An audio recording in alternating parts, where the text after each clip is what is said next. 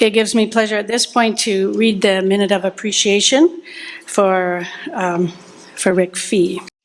For 39 years, the Reverend Dr. Richard Fee has faithfully served the Presbyterian Church in Canada from his call as a missionary in 1976 to his retirement this year as the General Secretary of the Life and Mission Agency.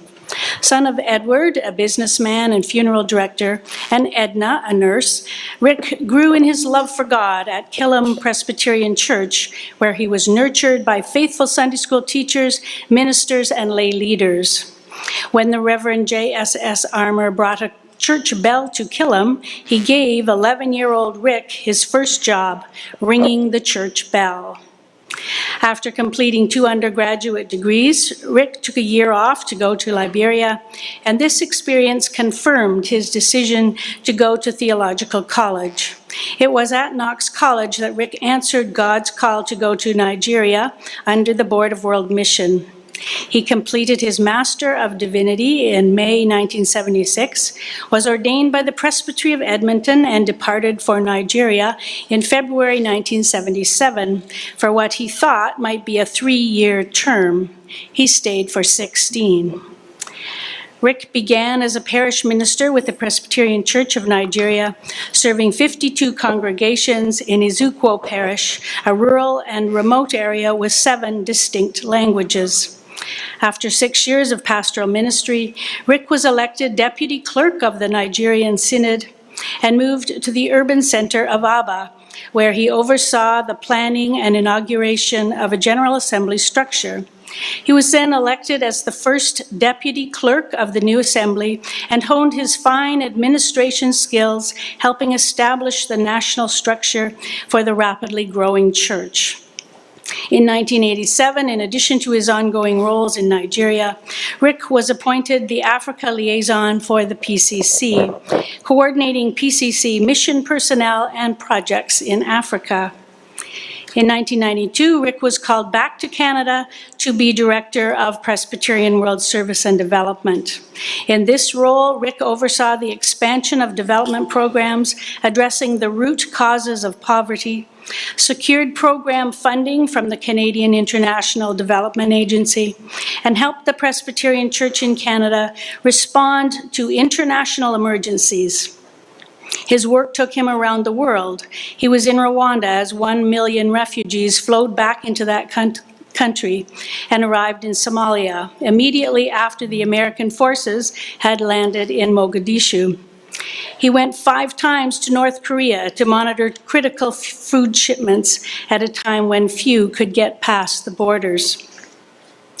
Rick brought big thinking to his role as director. He was not intimidated in the slightest by the huge projects, and he raised the profile of PWS&D not only in the denomination, but also in the NGO community across Canada and internationally. Congregations responded to Rick's leadership and effective communications with unprecedented generosity as PWS&D's budget soared from $1.5 million in 1992 to a high of over $8 million in 2006. Rick has always appreciated the ecumenical nature of the church. Rick provided strategic leadership as he served on the boards of Action of Churches Together, Kairos, Canadian Ecumenical Justice Initiatives, and the Ecumenical Advocacy Alliance. One of Rick's first initiatives at PWS&D was to secure membership in the Canadian Food Grains Bank, and he served them in numerous capacities, including chair of their board. Jim Cornelius, Executive Director of CFGB, reflects, "We deeply valued Rick's active support and his persistent efforts to strengthen this joint ecumenical witness. He is fondly remembered for his passion, willingness to put his shoulder to the wheel, and his way with words." Rick values interfaith dialogue and collaboration. He served on the team of interfaith chaplains to international AIDS conferences in Thailand, Toronto, Austria, and Washington. He worked with theologians, medical ethicists, scientists, and professors to produce papers on the role of faith in responding to AIDS and other health issues, which were published in the Lancet Medical Journal in 2015. In 2004, Rick was elected moderator of the 130th General Assembly. During his year of service, he held the church on the Towards a World Without AIDS campaign, raising over $1.5 million to support our partners' work in HIV and AIDS in Africa, Asia, Central America, and Canada. In 2006, God had another call for Rick, and he was appointed General Secretary of the Life and Mission Agency. Rick took this job on at a time when strategic decisions had to be made, and he worked tirelessly to guide the LMA with a view to helping congregations cultivate vibrant ministries so that they can fulfill their respective missions both locally and globally. Rick sees himself as part of a team. He believes strongly in partnership and working alongside our mission partners around the world. He encourages staff to work together and build upon each other's work. He cares about people, helping them through difficult times and celebrating their accomplishments. Rick was recognized by the Equal people in Nigeria when he was made a chief and given the titles of the Peacemaker of Equal and one who promises and fulfills his promise. In 2005, Knox College awarded Rick with a Doctor of Divinity honoris causa degree. Together with Rick's son and daughter-in-law, Nkuda and Kelechi Oke, and his grandchildren, Kendra and Branson, and Rick's brother Doug and sister Corrine, we give thanks to God for Rick's extensive ministries with the Presbyterian Church in Canada and beyond. From ringing a church bell to leading national staff and committees, he faithfully proclaimed the reign of Christ around the world. We thank God for Rick's life and for the many contributions made in his years of faithful service. We pray that God will be with Rick and his family as he enters the next years of his journey. The recommendation, moderator, is that sincere thanks and appreciation be expressed for the 39 years of service to the Presbyterian Church in Canada of Richard Fee, and that the above minute of appreciation be adopted.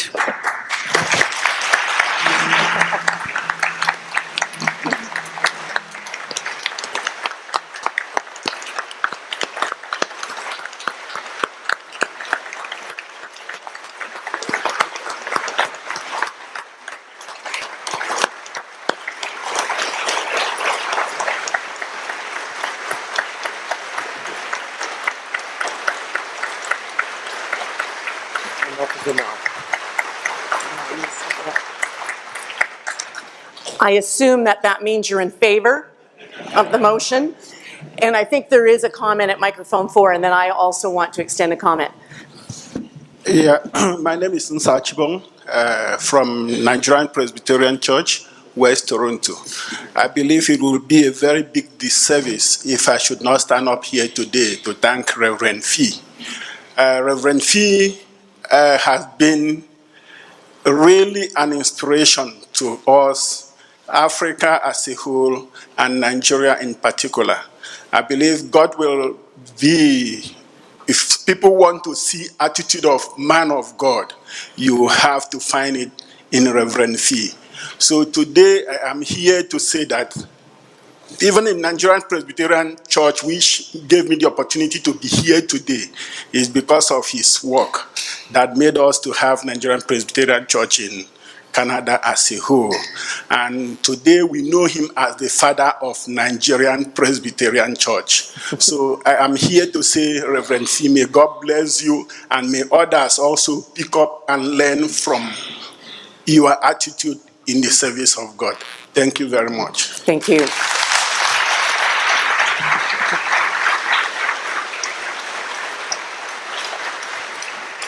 I think you see the heart of this court and just how much you've been appreciated. You mentioned a couple of nights ago that competence was something that you really celebrated in other people, but does Rick not embody that very adjective? So we wish you all of God's speed in your retirement. I know you'll find all sorts of new adventures, and we'll continue to pray for you. And thank you so much for what you've done for the church.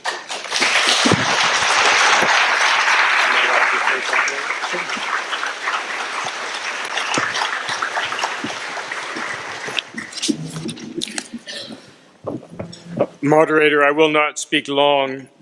I did want to say a couple of things. It was a dark and stormy night.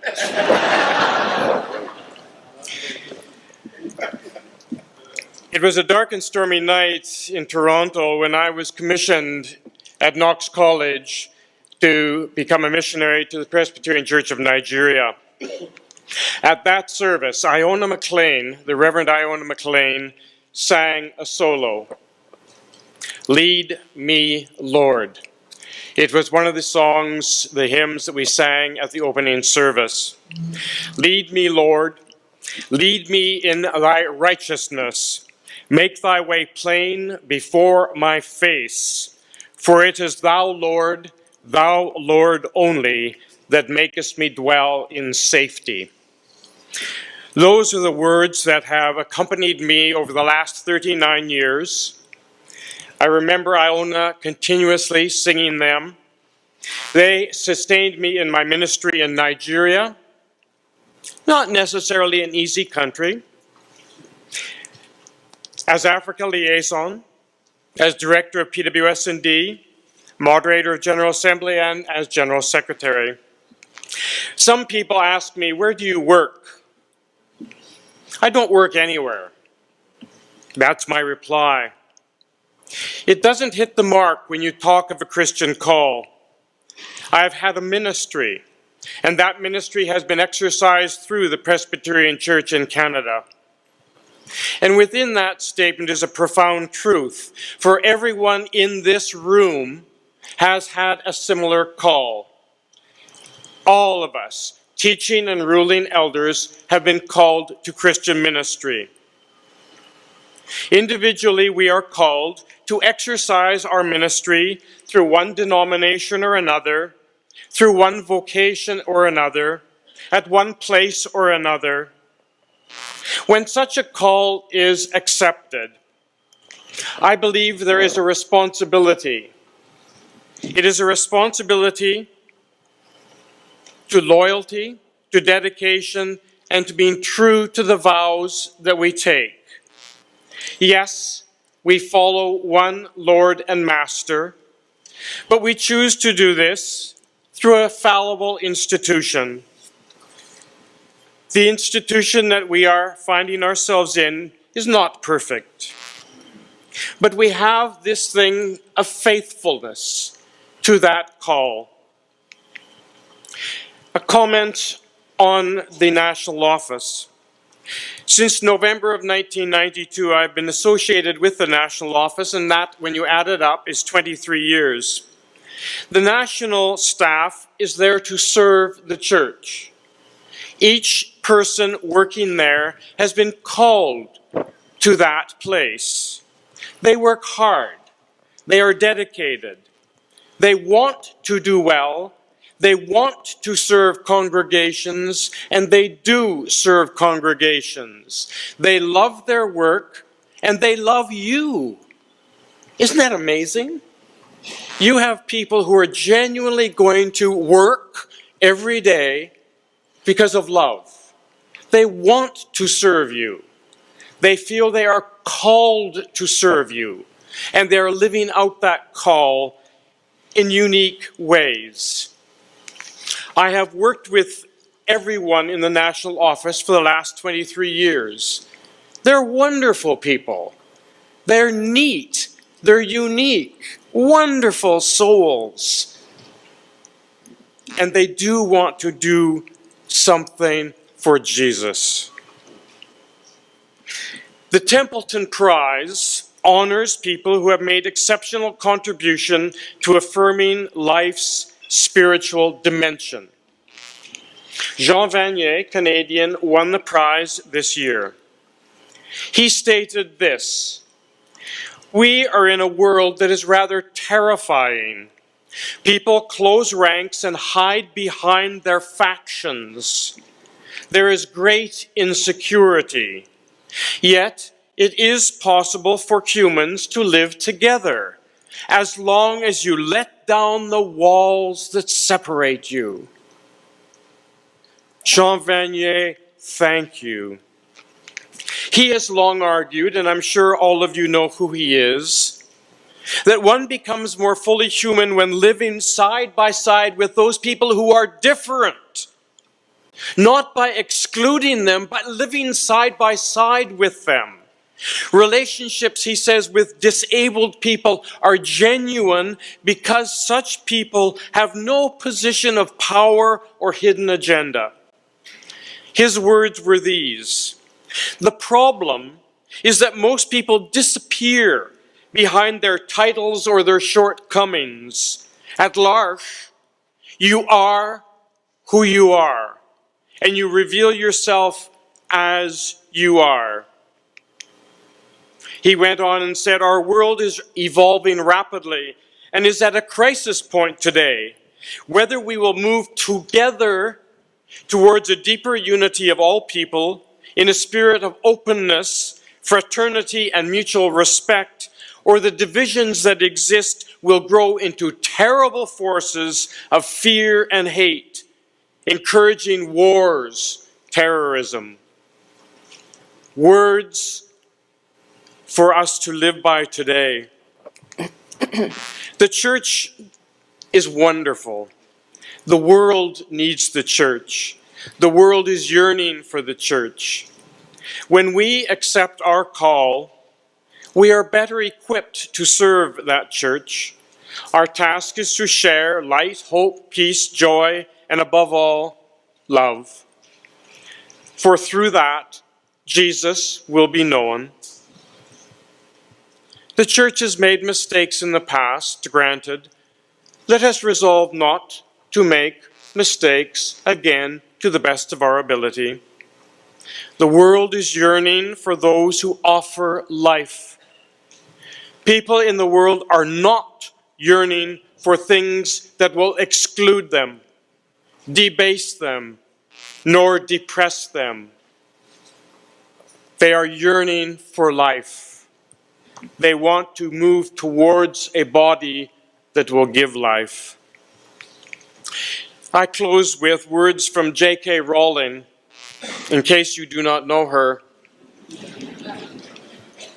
A billionaire, writer of Harry Potter, 1, 2, 3, 4, whatever. She became a billionaire in a decade. In 2008, she spoke to Harvard University's commencements, and she stated that failure has many benefits. "I stopped pretending to myself that I was anything other than what I was, and to begin to direct all of my energy into finishing the only work that mattered to me. Had I really succeeded at anything else, I might never have found the determination to succeed in the one area I believe I truly belonged. My greatest fears had been realized, and I was still alive, and I still had a daughter that I adored. I had an old typewriter and a big idea. I went ahead and did what I had to do." Let us not distress ourselves with imaginings. Let us look to Jesus Christ, the author and finisher of our faith, so that we can stand at one time in our lives and give thanks for Jesus Christ, who kept us faithful and led us forward day by day. I sincerely thank you for your affirmation of my calls in ministry. I love my work, and I love this church. And above all, with you, I love Jesus Christ.